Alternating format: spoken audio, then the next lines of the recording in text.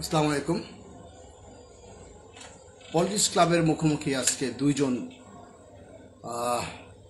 ক্ষুরোধর রাজনৈতিক ব্যক্তিত্ব, একজন এম শরীফুল ইসলাম, অধ্যক্ষ এম শরীফুল ইসলাম, চেয়ারম্যান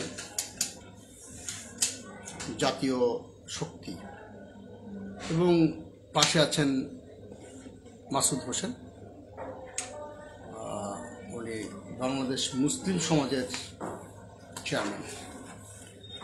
তো আজকে আমার মন ভালো নেই, কারণ হচ্ছে যে প্রথমত আমি নিজেও একটু অসুস্থ, আর দ্বিতীয়ত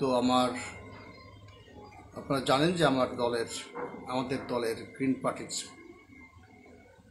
মহাসচিব ডাক্তার মশিউর রহমান মৃত্যুবরণ করেছেন, এবং তার এই বয়সে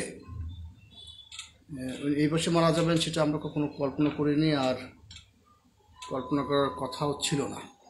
মাসুদ ভাই, কেমন আছেন আপনি? আপনাকে দিয়ে শুরু করি। আসসালামু আলাইকুম রহমতুল্লাহ। সর্বপ্রথমে বলবো, মহান আল্লাহ পাক আমাদেরকে যে অবস্থায় রাখে এই অবস্থায় শুকরিয়া আদায় করতে হবে। আলহামদুলিল্লাহ ভালো আছি।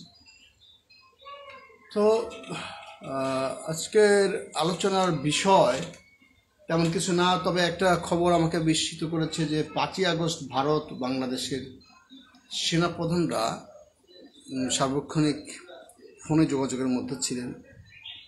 হ্যাঁ, তো বাংলাদেশের রাজনৈতিক অস্থিরতা ছিল, ছাত্ররা তাদের দাবি দেওয়া নিয়ে 9 দফার চূড়ান্ত পর্যায়ে 1 দফা হাসিনা পদত্যাগ। তো সেক্ষেত্রে দুই দেশের সেনাপ্রধানের মধ্যে তো একটা উত্তেজনা বা যোগাযোগ থাকবে, এটা খুবই স্বাভাবিক। আর সেই যোগাযোগের খবরটা আজকে শিরোনামে এসেছে। তো এদিকে সীমান্ত উত্তেজনা নিয়ে বাংলাদেশ সেই হাই কমিশনকে তলব করেছে। সীমান্তে আসলে কি উত্তেজনা, মানে ওখানে ওরা একটা বেড়া কাটা, তারা বেড়া দিতে চেয়েছিল। সেখানে আমাদের দেশের বিজিবি সহ এলাকার অধিবাসী, তাদের দাবি হচ্ছে যে এটা একটা পূর্ব অনুমতি লাগে, তাই না? পূর্ব অনুমতি লাগে বেড়াতে। এখন বেড়া কি তারা তাদের সীমান্তের মাটিতে দিতে চেয়েছিল না বাংলাদেশের সীমান্তের মাটিতে দিতে চেয়েছিল? তাদের পক্ষ থেকে যতটুকু শুনলাম যে তারা বলছে যে, বিশেষ করে ভারতীয় অধিবাসী, ওরা বলছে যে আমাদের জায়গায় আমরা বেড়া দেবো, আমাদের ব্যাপার, তাদের কি। আর বাংলাদেশের পক্ষ থেকে মানে যুক্তি খাড়া করা হয়েছে যে আমাদের দুই পক্ষের মানে সমঝোতা বা চুক্তি বা আলোচনা ছাড়াই কেন এইভাবে বেড়া দিবে। আপনি একটু কিছু শেয়ার করবেন এই ব্যাপারে? বিসমিল্লাহির রহমানির রহিম। সর্বপ্রথমেই আমি পলিটিক্স ক্লাবের আজকে আমাকে আমন্ত্রণ করার জন্য আপনাদের প্রতি কৃতজ্ঞতা প্রকাশ করি। সেই সাথে যারা আমাদের এই লাইভ টক শো দেখছেন, আমাদের সম্মানিত দর্শক বৃন্দকে জানাই আমার আন্তরিক শুভেচ্ছা, অভিনন্দন। তো আপনি যে প্রশ্নটি আমাকে করেছেন যে ভারত সীমান্তে কাঁটাতারের বেড়া দিচ্ছে বা 5ই আগস্ট দুই দেশের সেনাপ্রধান একটা উত্তেজনাকর পরিস্থিতির মাধ্যমে ফোন আলাপেরত ছিল। দুটো প্রশ্ন, এখন দুটো প্রশ্নের প্রথমটির উত্তরটা আমি দিই, তারপরে দ্বিতীয়টি দিব। যেমন আসলে 5ই আগস্টের যে ঘটনা ঘটেছে এটা বাংলাদেশের ইতিহাসে প্রথম ঘটনা।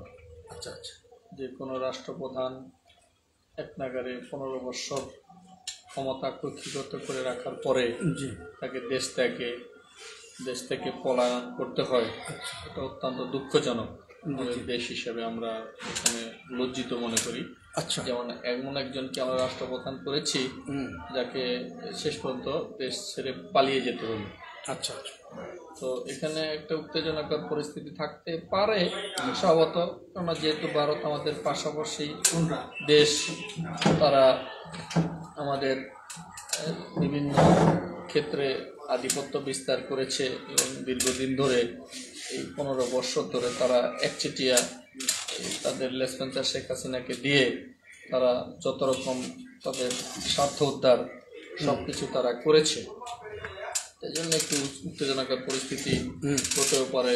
এমনও অনেকগুলো বিষয় আছে যে 5 তারিখের যে ঘটনা, সেখানে ভারত তাদের যে বিভিন্নভাবে আন্দোলনকে প্রভাবিত নস্যাৎ করার জন্য চেষ্টা করেছে, এরকম অনেক অভিযোগ আছে। হ্যাঁ, যাই হোক, এই বিষয় নিয়ে আমি আর কথা বলার কিছু নাই। উত্তেজনকর পরিস্থিতি হতেই পারে। তো এরপরে এখন যে দ্বিতীয় প্রশ্ন আপনি বললেন যে ভারত কাঁটাতারে বেড়া দিচ্ছে, দেখেন আন্তর্জাতিক সীমানা আইন আছে।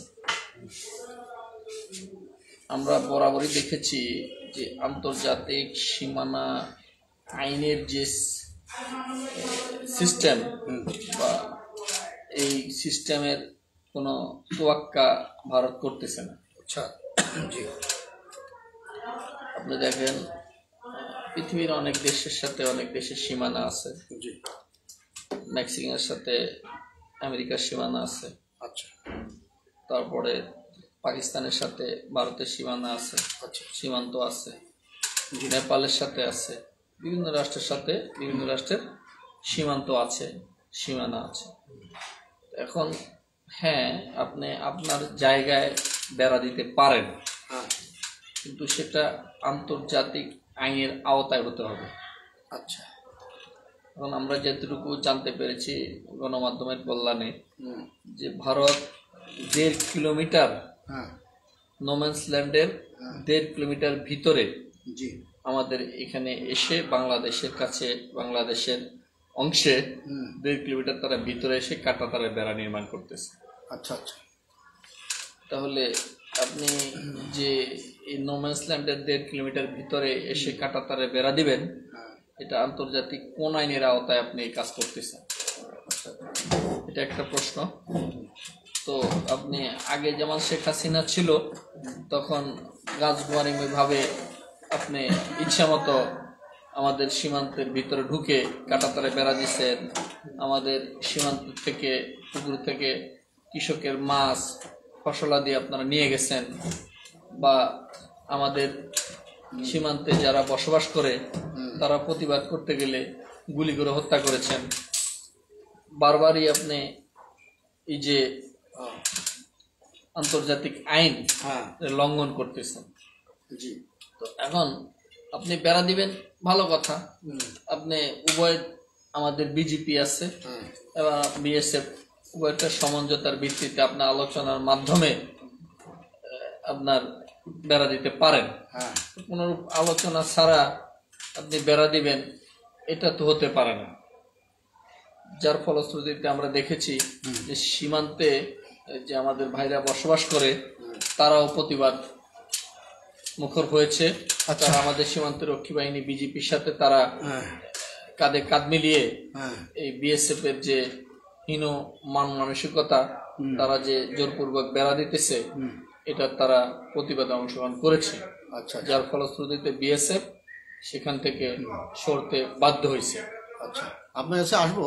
তার আগে আমি একটু জাতীয় শক্তির চেয়ারম্যান অধ্যক্ষ শরীফুল ইসলামের কাছে যাব। শরীফ ভাই, আপনি কেমন আছেন? আপনি তো জানলেন যে শিরোনাম কি, 5ই আগস্টের ওই সময় ভারত বাংলাদেশের সেনাবাহিনী 2 প্রধান সার্বক্ষণিক আলোচনার মধ্যে ছিলেন, সেটা তো আছেই। এটা জটিল পরিস্থিতিতে সেই আলোচনার মধ্যে থাকবে, সেটা খবরের শিরোনাম হোক। কিন্তু এখন যে ভারত বাংলাদেশের মধ্যে সীমান্তে উত্তেজনা এবং সীমান্তে উত্তেজনা নিয়ে বাংলাদেশি হাই কমিশনকে তলব করছে, আসলে গন্ডগোলটা লাগলো কি নিয়ে? আপনার কতটুকু ধারণা?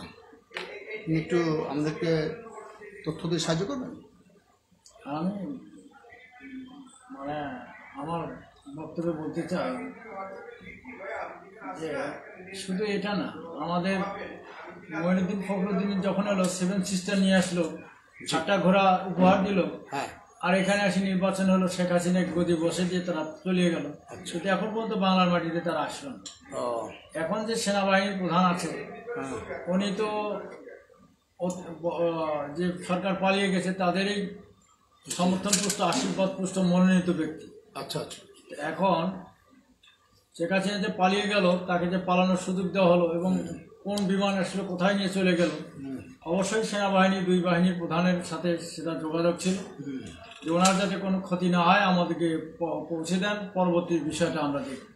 যার কারণে উনি দ্রুত চলে গেল এবং উনি 45 মিনিটের একটা ভাষণ দিতে চাইছিল যে একটু সময় দেন আমাকে, আমি সময় নিই। বলছেন 45 মিনিট আগে 45 মিনিট আগে যে আমার কোনো সময় নেই, আপনাকে চলে যেতে হবে। আচ্ছা। তো এখন ওনারা এই ভারতে যে রাখছে, এখন যে 2 দেশের পররাষ্ট্র আমাদের যে একটা চুক্তি আছে, হ্যাঁ, এই চুক্তি অনুযায়ী বন্দি বিনিময়ের একটা চুক্তি আছে, আমরা তাদেরকে দেবো, ওরা আমাদেরকে দেবে। কিন্তু এখন যেটা দেখতেছি সেটা হলো আজীবন তাকে নাগরিকত্ব দিয়ে কীভাবে ওখানে রাখা যায়। যেহেতু ইন্ডিয়াকে সকল সুযোগ সুবিধা উনি দিয়েছিলেন, যার কারণে তাদের প্রতিদান স্বরূপ ওনাকেও সাপোর্ট দিচ্ছে। আর এখন লাস্টে কি হবে বাংলাদেশে আমি জানি না, কারণ রাষ্ট্রপতি বর্তমান যে আছে এটা শেখ হাসিনার সেনাবাহিনীর প্রধান সহ বহু আমলা, পুলিশের প্রধান থেকে শুরু করে বহু জায়গায় এখনো বসে আছে। আর সেই সাথে ইউনুস সরকারের সাথে যারা বসে আছে এরা অর্ধেকগুলো তাদেরই লোক, এবং বিভিন্ন কমিটিতে যে লোকগুলো নেওয়া হয়েছে এরাও তাদের লোক, যার কারণে কোর্টের বিচারে হাজির হলেও ওরা জামিন পাচ্ছে দ্রুত সহসায়। এবং সামনে মনে হচ্ছে, আমি দেখলাম নিজামুলক নাসিম প্রেস কাউন্সিলের চেয়ারম্যান ছিলেন, গত শুক্রবার দেখি কম্বল বিতরণ করতেছে মতিঝিলে।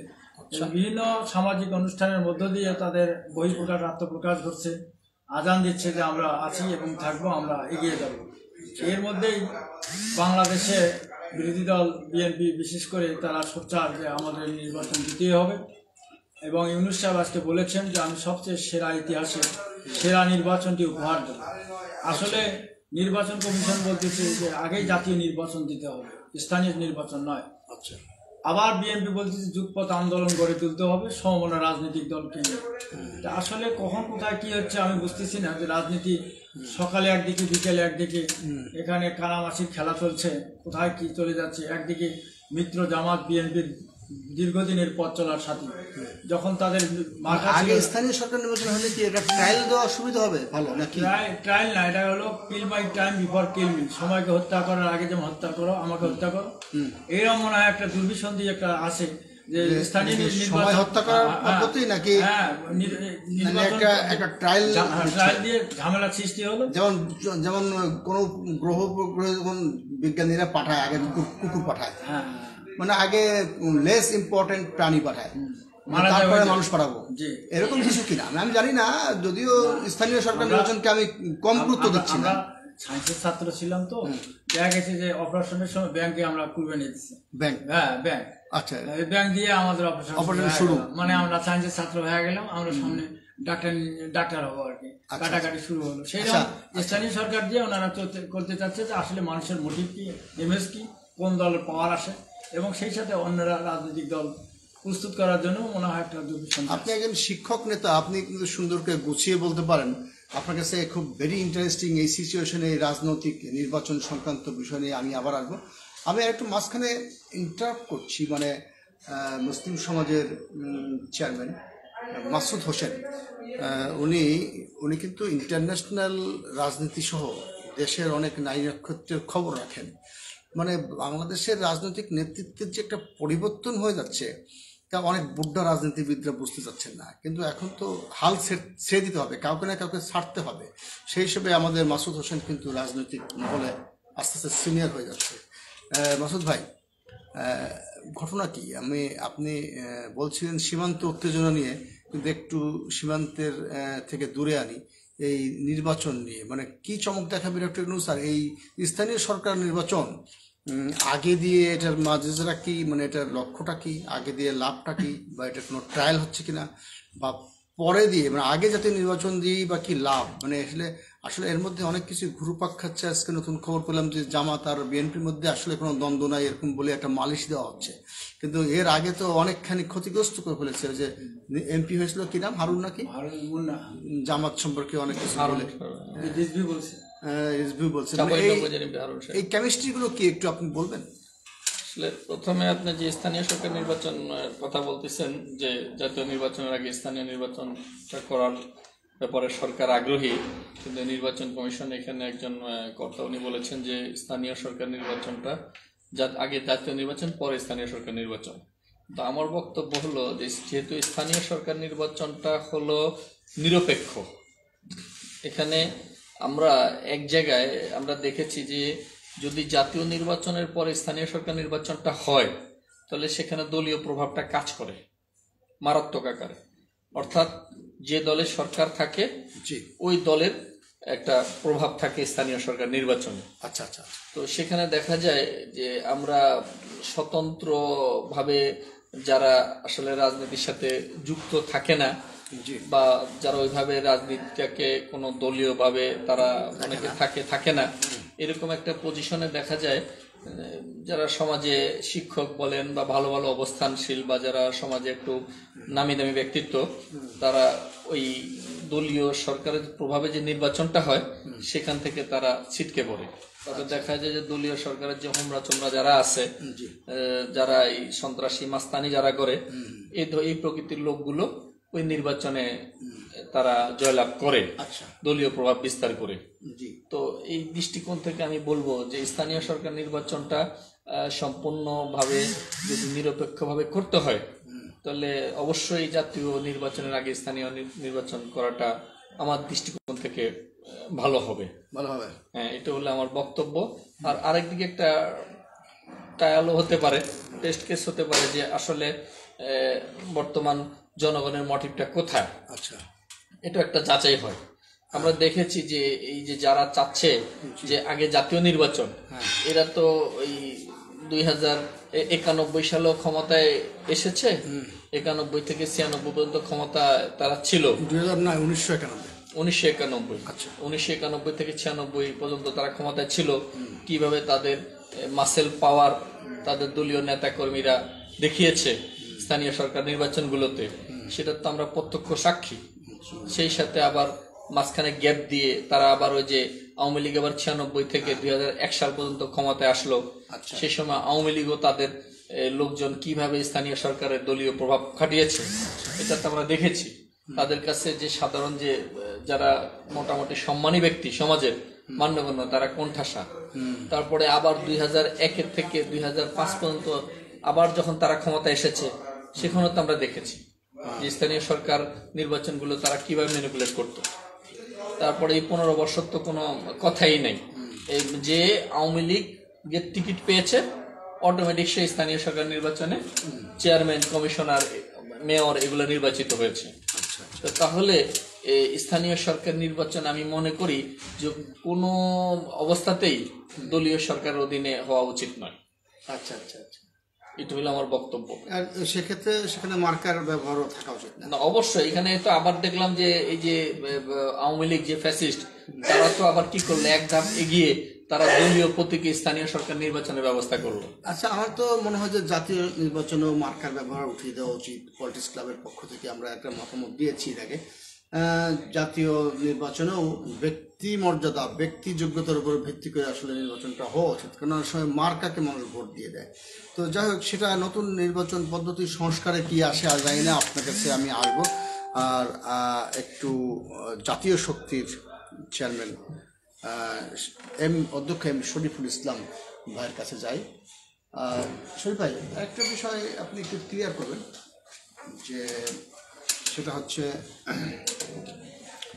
নির্বাচন তো আপনার প্রত্যেকবারে আসে যায়, সিস্টেমের কিছু রদবদল হতে পারে যদি করা হয় আর কি, মার্কা তুলে দিয়ে ব্যক্তি মর্যাদার উপর ভিত্তি করে ইত্যাদি ইত্যাদি। সেক্ষেত্রে সংসদের 70 অনুচ্ছেদ তুলবেন কিনা তোলা উচিত, তা নাহলে তো এমপি হয়ে তো কোনো লাভ নেই, কারণ দলের মতামতের বাইরে গিয়ে তো আর কোনো মত দেওয়া যায় না। তো সব মিলে এই নির্বাচন পদ্ধতি সংস্কারের বিষয়ে আপনার কোনো মতামত আছে কিনা? অবশ্যই আছে। প্রথমত রাজনীতির যে নিবন্ধনের বিষয়টা, এটা কালা কানুন বলে আমরা দীর্ঘদিন আন্দোলন করছি। এই একটা সুযোগ এসেছে সংস্কার করার, এই আইন যেন বাতিল করা হয়। সহজলভ্য একটা কেন্দ্রীয় কমিটি, কেন্দ্রীয় একটি অফিস এবং একটা কেন্দ্রীয় আমাদের গঠনতন্ত্র থাকবে, এর মধ্য দিয়ে দিতে হবে। এবং টাইম কি পরপর 3 বার যদি কোনো নির্বাচনে অংশগ্রহণ করে বিজিত না হয় ওই দল থেকে, ওই দল তখন বাতিল হবে, নতুনভাবে আবার রেজিস্ট্রেশন করতে হবে। আচ্ছা, এই ধরনের প্রক্রিয়া থাকতে পারে। আর এখন আমাদের যে কথাটা, যে মার্কার উপরে মানুষ ভোট দেয়, মার্কা নিয়ে যদু মধু কদু যেই দাঁড়ায় ওই মার্কার উপরে আকৃষ্ট হয়ে মানুষ সেখানে লাফিয়ে পড়ে। কিন্তু ওই এলাকায় জননন্দিত নিবেদিত দেশপ্রেমিক বোদ্ধা রাজনীতিবিদ আছে, তাকে তারা মূল্যই দেয়। কারণ মাসলম্যান আর কালো টাকা, কালো শক্তি, পেশি শক্তিকে ভর করে মানুষ নির্বাচিত হয়। যার কারণে তারা নির্বাচিত হওয়ার পর ওই বাহিনীটাকে যখন তারা লালন পালন করে, পৃষ্ঠপোষকতা করে, তখন সাধারণ মানুষ তারা পিষ্ট হয়ে যায়, শিলে পাটায় ডলাডলি মরিচের যান চলে যায়।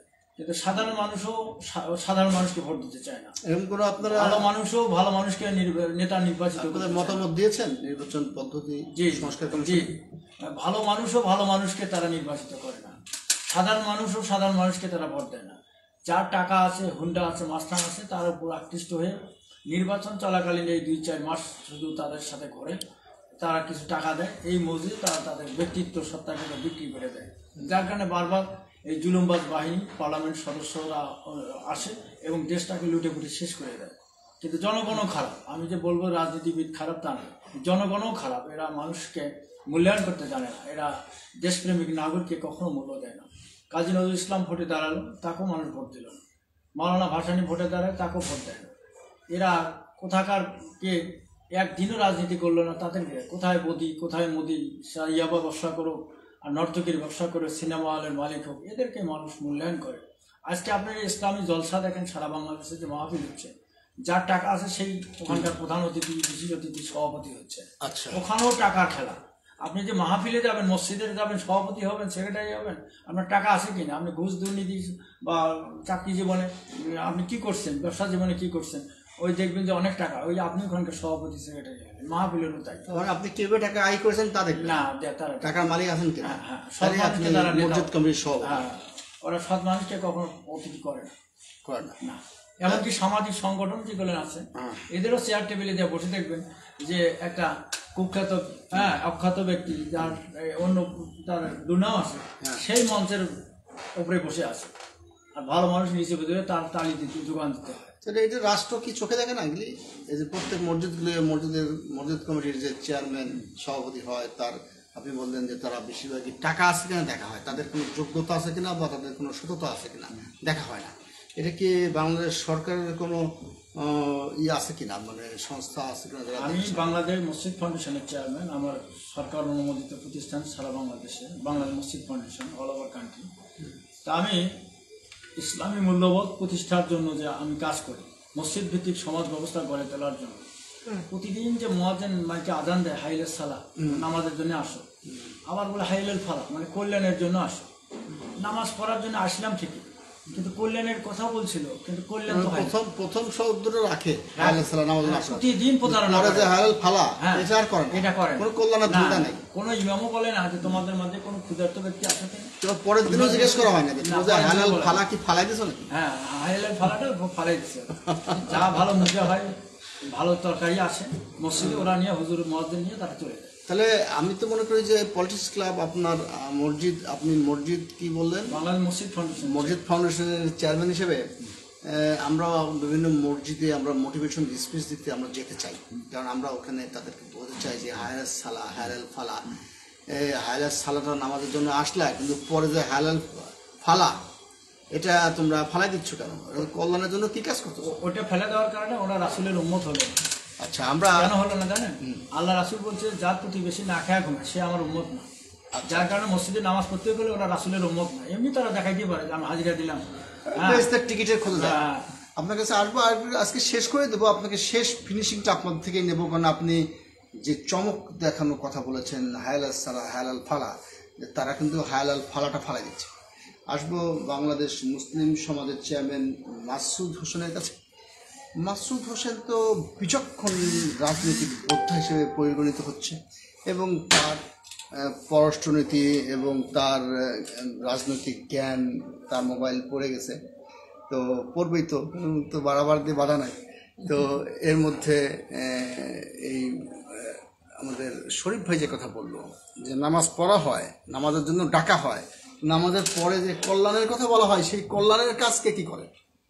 আপনি কি বলবেন মাসুদ ভাই, শুধু নামাজ পড়ে কপাল দাগ বসাবেন নাকি হালাল ফালাটাও করবেন?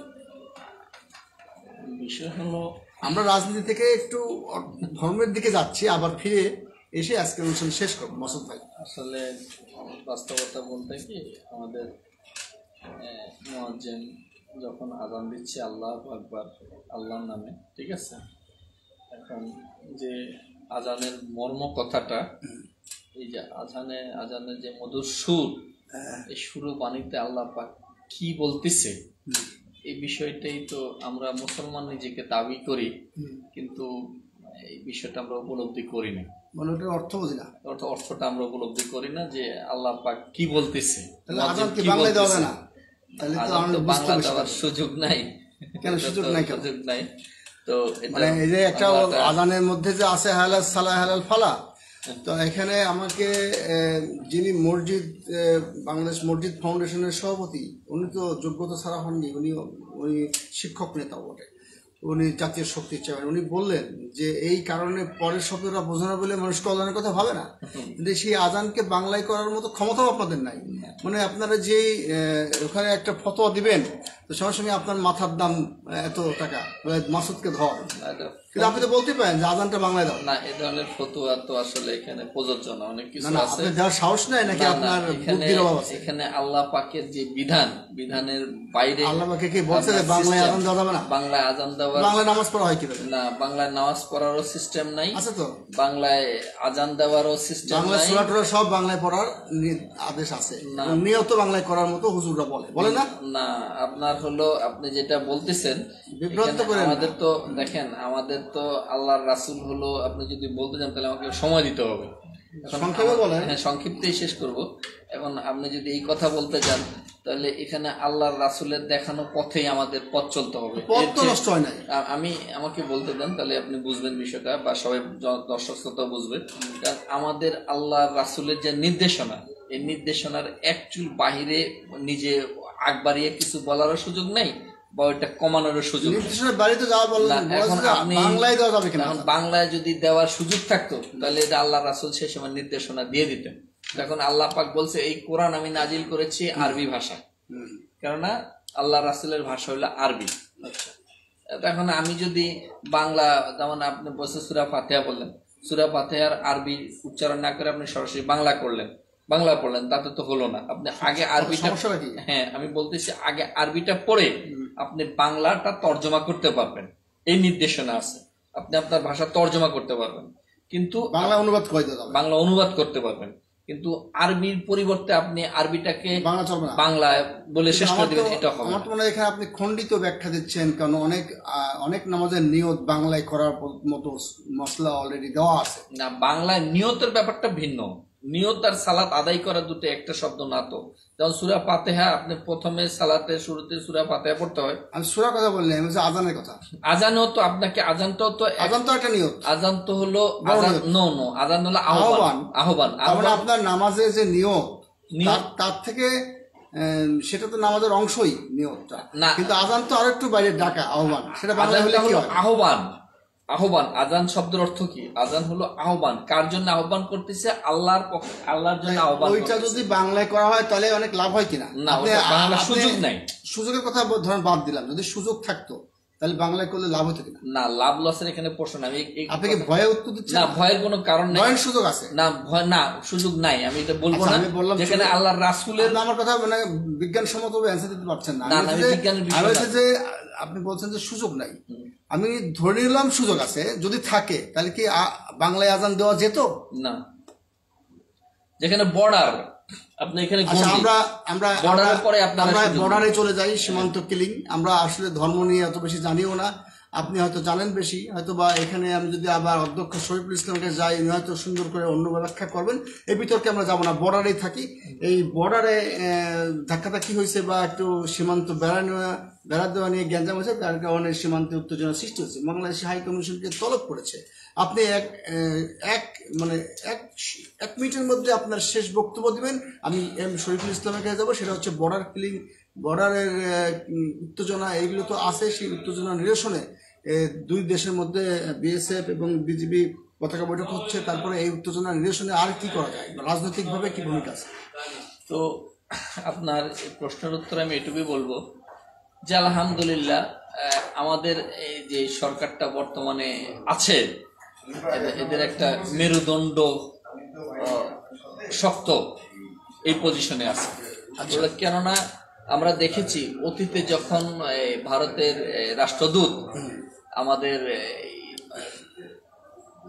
সরকারের আসতো মন্ত্রী ইয়েতে ক্যাবিনেট ইয়েতে আসতো যখন তাকে আসতো তখন দেখতাম যে আমাদের যে মন্ত্রী যিনি পররাষ্ট্রমন্ত্রী উনি মনে হয় কি বলবো যে অনেকটা একেবারে উজির মানে রাজার সামনে উজির যেভাবে থাকে এরকম অবস্থা থাকতো। এই পজিশন গত 15 বছর আমরা দেখেছি, অর্থাৎ হলো বাংলাদেশ সরকারের একজন মন্ত্রীর চেয়ে ভারতের রাষ্ট্রদূত হলো অনেক বড়। আচ্ছা আচ্ছা, এই 15 বছরে এমন অবস্থা ছিল, তলব করবে এই সাহস তো গত 15 বছরে হয় নাই। আর এখন আলহামদুলিল্লাহ ওরা তলব করছে, ভারত তলব করছে সীমান্ত উত্তেজনা নিয়ে বাংলাদেশি হাই কমিশনকে তলব, বাংলাদেশ সরকার তলব করছে আপনার হলো ভারতীয় রাষ্ট্রদূত। বাংলাদেশি হাই কমিশন বলতে কি বলা হচ্ছে, মানে তারা বাংলাদেশি হাই কমিশনকে তলব করছে? না না, বাংলাদেশ সরকার অন্তর্বর্তীকালীন সরকার ভারতীয় হাই কমিশন তলব, ভারতীয় নিউজটা হচ্ছে বাংলাদেশি হাই কমিশনকে তলব করছে। আচ্ছা, এই বিষয়ে বিতর্ক না জেনে করা যাবে না। আমি যতটুকু জানি নিউজের সীমান্ত আমি দেখেছি সীমান্ত উত্তেজনা পররাষ্ট্রমন্ত্রীর পররাষ্ট্র উপদেষ্টা বলেছে বাংলাদেশি হাই কমিশনকে তলব করছে। এটা কে করছে তলব সেটা আমরা পরে আসবো, এটা নিয়ে ফাইনালি হয়তো আপনি জিতবেন না আমি জিতবো। আমি দেখেছি, আমরা কাউকে পরাজিত করতে চাই না। এম শরীফুল ইসলাম, আপনার কাছে আমি আসবো। আজকে আজানও পড়ে গেছে, শেষ 1-2 মিনিটের মধ্যে আপনি শেষ করবেন। সেটা হচ্ছে আমরা আবার বর্ডারে চলে গেছি, সীমান্তে। আমরা রাসুদ হোসেনের কাছে প্রশ্ন করেছিলাম বাংলায় আজান দেওয়া যাবে কিনা, সে বিষয়ে পারলে 1 মিনিট বলবেন এবং আপনি আপনার সততা থেকে বলবেন, বাকি আপনি বর্ডারের সম্বন্ধে বলবেন। জি, যদি আমার রাসূল বাংলাদেশে জন্মগ্রহণ করতো তাহলে বাংলায় আরবি হতো, বাংলায় আজান হতো, বাংলায় খুতবা হতো, বাংলায় কোরআন হতো। কারণ প্রতিটা নবী রাসূলকে ওই গোত্রের ওই ভাষার ওই সম্প্রদায়ের বোঝার সুবিধা নবী বানাইছে। যেহেতু রাসূল আরব ভাষা আরবি ভাষার ওই জায়গায় জন্মগ্রহণ করছে, যার কারণে ওখানে আরবি। যদি বাংলাদেশে জন্মগ্রহণ করতো তাহলে বাংলায় হতো। এখন উনি যেটা পাঠিয়ে যাচ্ছে, আর আপনার পার্টির যে মূল আদর্শ গ্রিন পার্টিরও যে কল্যাণমুখী রাষ্ট্র, কল্যাণ কাকে, রাজনীতির দর্শনে হল কল্যাণ করা, মানুষের কল্যাণ করা। আর ইসলামও বলছে যে মানব জাতির কল্যাণ করার জন্য আসছে, কুনতুম খায়রা উম্মাতিন উখরিজাত লিন-নাস তা'মুরুনা বিল মারুফ ওয়া তানহাউনা আনিল মুনকার। তোমাদেরকে সৃষ্টি করা হয়েছে মানব জাতির কল্যাণ করার জন্য। আচ্ছা আচ্ছা, এই কল্যাণ করার কারণেই ওই যে আজানের সুমধুর কণ্ঠস্বরে আসো, তোমার কি চাহিদা আছে, ক্ষুধার্ত, অভাবগ্রস্ত, ঋণগ্রস্ত, বিপদগ্রস্ত, আসো, এখানে কল্যাণ হবে। কিন্তু আসার পরে মুয়াজ্জিন যে ডাকলো, এখানে তোমার মীমাংসা হবে, তোমার সমাধান হবে, কিন্তু ঘন্টু হলো না। যার কারণে আমাদের ইসলামকে শুধু আমরা নিজেদের সাইনবোর্ড হিসেবে ব্যবহার করি, আর্টিফিশিয়ালি ব্যবহার করি। কারণ ইসলাম শব্দের অর্থ হলো আত্মসমর্পণ করা, তুমি পুরোপুরি সারেন্ডার করবে ইসলামের কাছে। এখন আমাদের পছন্দ অনুযায়ী আমরা ইসলাম পরিচালনা করি। আজকে আর একটা কথা হলো সীমান্তের কথা। সীমান্ত ছাত্ররা যেমন কোটা আন্দোলন দিয়ে একটি সরকারের বিদায় দিয়েছে, আমি মনে করি সীমান্ত উত্তেজনার মধ্য দিয়ে বাংলাদেশকে চাপিয়ে রাখা, নির্বাচন ব্যবস্থাকে ধ্বংস করা, আগামী দিনে এই দেশে গৃহযুদ্ধ বাঁচতে পারে এবং লড়াই সংগ্রাম প্রতিনিয়ত ওখানে থাকবে। এই দল ওই দলকে ধাক্কে নিয়ে যাবে, ওই দল এই দলকে তাড়াবে, তার জন্য রসদ মসদ শক্তি সাহস অস্ত্র যা দরকার সব দেওয়া হবে। মানে একটা বিশৃঙ্খল জাতি রাষ্ট্র হিসেবে পরিগণিত করার জন্য এখানে আসছে। ছেলেরা বই পাচ্ছে না, লেখাপড়া ভঙ্গুর, মানুষ কর্ম পাচ্ছে না, চিকিৎসা পাচ্ছে না। এই দেশ থেকে ভারত সবসময় বই ছাপায়, আজকে প্রেসার বাড়ছে, এখন কোথায় কি দাঁড়াবে? সেই সাথে জনগণের উপর যে ট্যাক্স চালানো হয়েছে, ইতিহাস কিছু বদলের ব্যাপার আছে, সময় সাপেক্ষ। কিন্তু কাকে রাখবেন, কাকে কোথায় রাখবেন, কি দিবেন, এই কোটি যদি আমার সব শেষ হয়ে যায়। কারণ কি, বিএনপির মতো একটা বিশাল দল, তারা মঈনুদ্দিন ফখরুদ্দিনের হাতে ক্ষমতা নিতে পারে নাই, আবার 16 বছরে নিতে পারে নাই, আবার এদের কাছ থেকে হচ্ছে 5-6 বছর মুখোমুখি হচ্ছে। আবার যদি দেখা যাচ্ছে যে কিছুই হলো না, সেনাবাহিনী প্রধান বললো যে আমি ক্ষমতা নিয়ে নিলে আমি 2-4 বছর, আমরা আর্মিরা আর একটু চাটি নেই না কেন, তাহলে আমার জাতি আসলে শুধু রক্তই দিতে হবে আর ইজ্জতেই দিতে হবে আর আমাদের ট্যাক্স পেটেই দিতে হবে। আসলে আমরা ওদের যাতাকলে পড়ে গেছি। জনগণের রাষ্ট্র এটা, আমার কৃষকের রাষ্ট্র। এই মালিক হলো আমার রাষ্ট্রের কৃষক, শ্রমিক, কামার, কুমার, জেলে, তাঁতি সবাই। কিন্তু আমাদের মালিকদেরকে খুব কষ্ট দিচ্ছে এরা, যারাই রাষ্ট্র ক্ষমতা আসতেছে। আচ্ছা আচ্ছা, আপনাকে অসংখ্য ধন্যবাদ। জাতীয় শক্তির চেয়ারম্যান অধ্যক্ষ শরীফুল ইসলাম এবং বাংলাদেশ মুসলিম সমাজের চেয়ারম্যান মাসুদ হোসেন, আপনাদের কে অভিনন্দন। আপনারা প্রায়শই আমাদের পলিটিক্স ক্লাবের স্টুডিওতে আসেন, আপনাদের মূল্যবান মতামত শেয়ার করেন এবং শেয়ার করতে থাকবেন দেশবাসীর কল্যাণে। মানে বহু টিক্স মানে কৌশল, বহু কৌশল যার জানা আছে সে তো করে পলিটিক্স। বহু কৌশলের পলিটিক্স এবং পলিটিক্স ক্লাবে আপনারা এসেছেন, আপনাদেরকে অসংখ্য অসংখ্য ধন্যবাদ।